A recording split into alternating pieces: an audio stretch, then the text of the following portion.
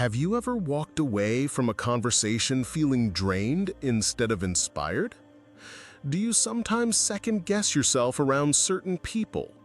People who always seem to need more from you than you can give? What if the problem isn't you being too sensitive, but them being too toxic? Welcome to a truth many avoid. Not everyone deserves access to your peace, your time, or your heart.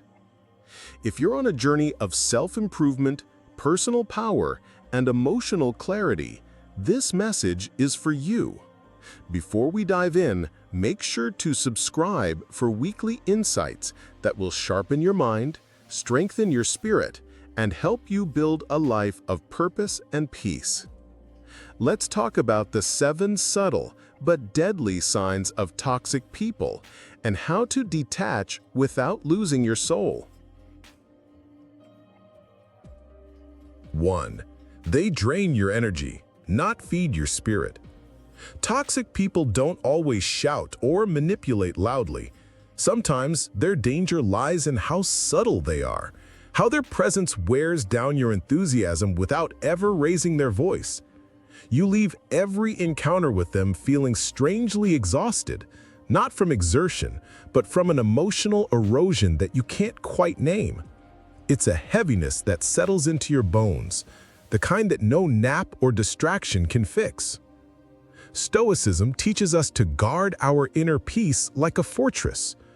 Marcus Aurelius said, "You have power over your mind, not outside events." Realize this, and you will find strength. When someone consistently drains you, you must ask yourself whether their presence is aligning with your values or undermining them. Energy is not an abstract notion.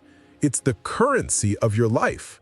How you spend it and who you allow to siphon it determines the quality of your inner world. When someone consistently leaves you depleted, you must interpret that as a form of feedback. It's not just social fatigue, it's your soul's protest.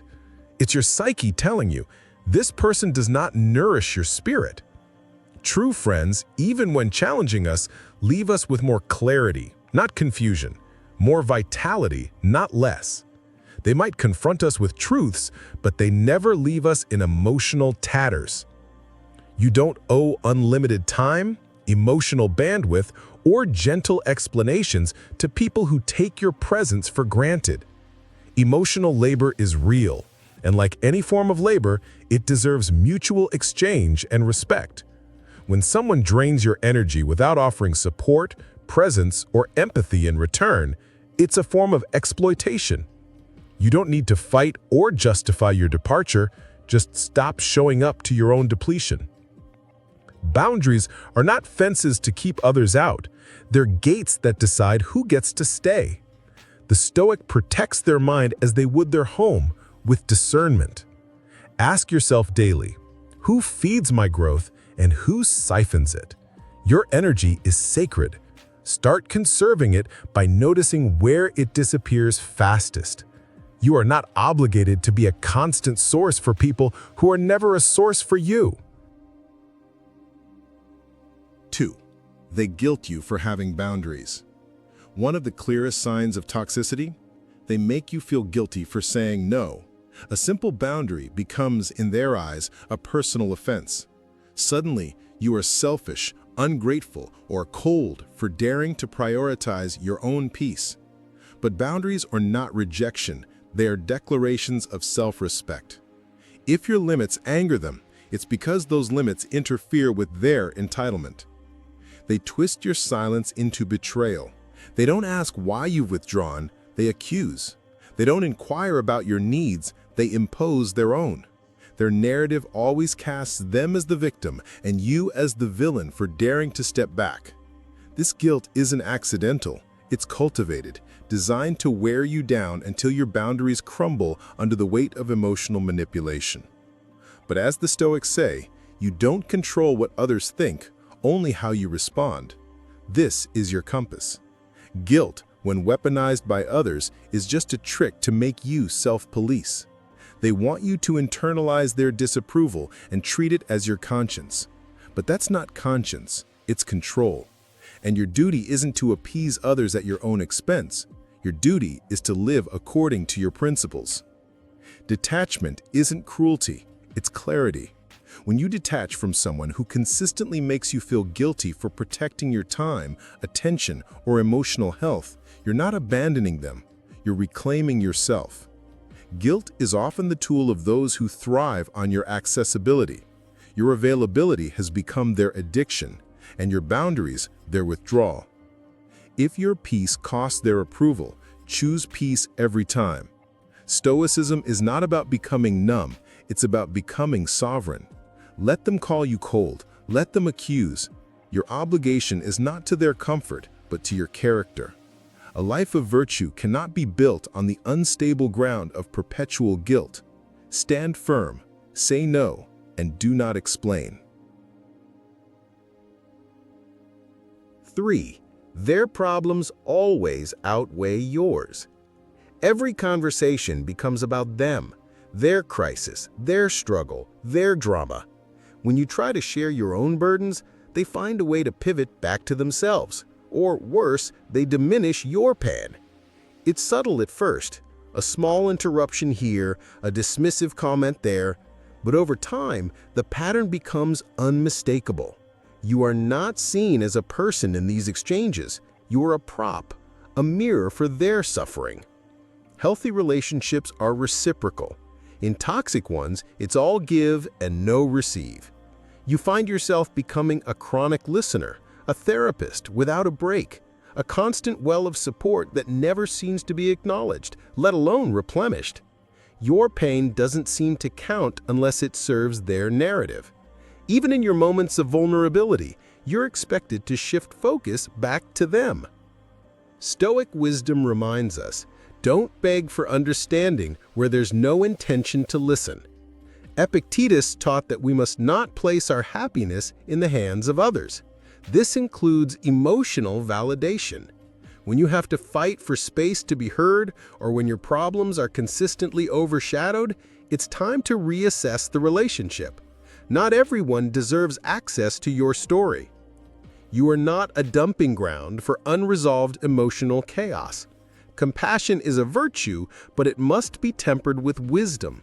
There is a point at which empathy becomes self-neglect. Toxic people often confuse being heard with being helped, and they will use your compassion as a crutch rather than a ladder. If every interaction feels like triage, it's not a friendship, it's emotional servitude. Walk away from those who make you invisible while demanding your full attention. Their neediness is not your responsibility. Their chaos is not your calling. A balanced relationship leaves room for both people to speak, to hurt, to heal. If yours doesn't, then what you have is not a relationship, it's an extraction. And no Stoic tolerates extraction without reciprocity. 4. They sabotage your growth subtly. Some people fear your evolution because it threatens their control. Growth unsettles the dynamics of comfort, especially for those who benefit from your stagnation. When you rise, when you start demanding more from yourself, when you no longer tolerate dysfunction masked as love or friendship, you disrupt the balance that kept others comfortable. Your progress forces people to confront their own complacency. And for some, that's terrifying. Because if you change, it means they might have to change too, or be left behind. They mock your new habits, undermine your goals, joke about your discipline. At first, it might sound harmless. They tease you for waking up early, roll their eyes at your diet, or laugh when you bring a book instead of joining mindless chatter. But this is not just banter. It's a subtle pushback into conformity.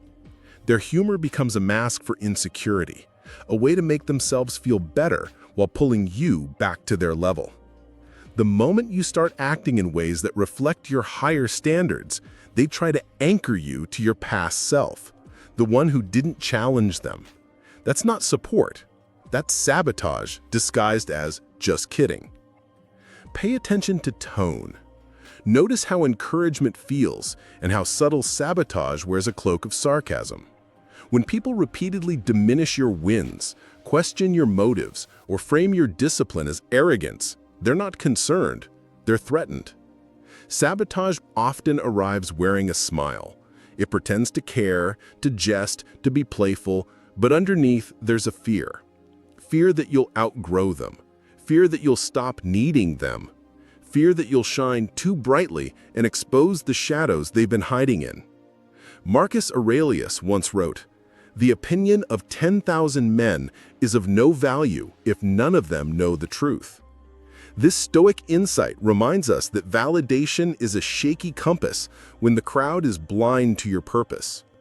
Popularity doesn't equal wisdom. Just because many people doubt your vision doesn't mean it's unworthy. In fact, being misunderstood is often a sign you're on a unique path. Aurelius challenges us to anchor our decisions not in approval, but in principle. The truth of your transformation doesn't need to be explained to those who refuse to see it. You don't need everyone to believe in your journey, just you. But if someone constantly tries to dim your light, it's time to step into the sun without them. Your evolution doesn't require consensus. It only requires courage. If you constantly feel the need to shrink around someone, you are not loved, you are managed. Real support cheers your progress, not poisons it. So choose your circle wisely. Don't cling to relationships where you have to dull your brilliance just to belong. Sometimes the boldest act of self-respect is not confrontation. It's choosing elevation over stagnation, even if it means walking alone for a while. Because true growth attracts alignment, not sabotage. 5. Detaching doesn't require drama, just decision. Walking away doesn't have to mean war. You don't need to burn bridges, scream, or justify your silence. One of the most empowering realizations in life is that peace doesn't require an audience. You don't need to deliver a monologue explaining every reason you're detaching. You don't have to wait for permission, understanding, or the perfect moment. Detachment begins when you realize your energy is too valuable to waste on people who drain it. You can let go without chaos. You can walk away without leaving scars. Because sometimes the loudest statement is made in complete calm. Detachment can be silent, graceful, stoic. Stoicism teaches us the art of restraint, of not letting external events dictate our inner peace. Detachment doesn't mean apathy. It means choosing self-respect over emotional turmoil. When someone continuously disregards your boundaries, manipulates your empathy, or takes your kindness for granted, detaching becomes not an act of revenge, but an act of preservation. You don't need to slam doors to make a point. Sometimes you just stop showing up for people who never valued your presence. You simply stop feeding what no longer feeds you. Relationships, whether romantic, familial, or professional, are energetic exchanges.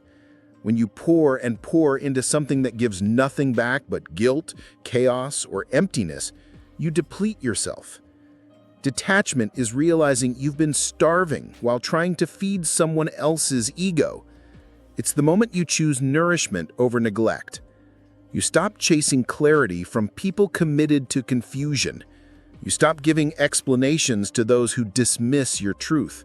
You choose to reinvest that energy back into your healing. Instead of arguing, you observe. Instead of explaining, you exit. Instead of pleasing, you protect your peace. The strongest moves are often the quietest. Arguments rarely change someone who's not ready to hear you, so instead of defending your worth, you demonstrate it by leaving. Instead of pleading for better treatment, you withdraw your presence. This isn't about pride, it's about dignity. You stop bending to fit into spaces that were never built for your growth. And in doing so, you reclaim your time, your sanity, and your power. People who respect you will understand. Those who don't were never listening. When you choose detachment, the people who truly value you won't need long explanations. They'll recognize your need for space, boundaries, or even silence. But those who only engaged with you for what you gave them, your time, attention, compliance, will be offended. That's how you know who was genuine. The offended ones weren't there for you. They were there for the access. And now that the access is gone, they reveal their entitlement. Emotional maturity means knowing when to walk away, not to punish, but to preserve your power. Walking away isn't always about making a point to others. Often, it's about making a promise to yourself that you will no longer participate in your own suffering. Maturity is learning that not every battle is worth fighting, not every apology is yours to give, and not every connection deserves revival. Detachment is clarity. It's strength wrapped in serenity. It's refusing to lose yourself in order to keep someone else comfortable, because the highest form of self-love isn't indulgence, it's protection. You are not obligated to carry the weight of those who refuse to grow. Your peace is not up for negotiation. Your time is not a bargaining chip. Your soul is not a battlefield. When you walk away from toxic people, you don't just lose their chaos, you gain your clarity. Stoicism doesn't teach us to suppress emotions. It teaches us to master them, to act from wisdom, not impulse. Graceful detachment is not a weakness, it's a superpower. If this resonated with you, subscribe, share, and remind yourself daily, the people you allow into your life shape your future. Choose wisely, live powerfully, and walk away when your spirit says enough.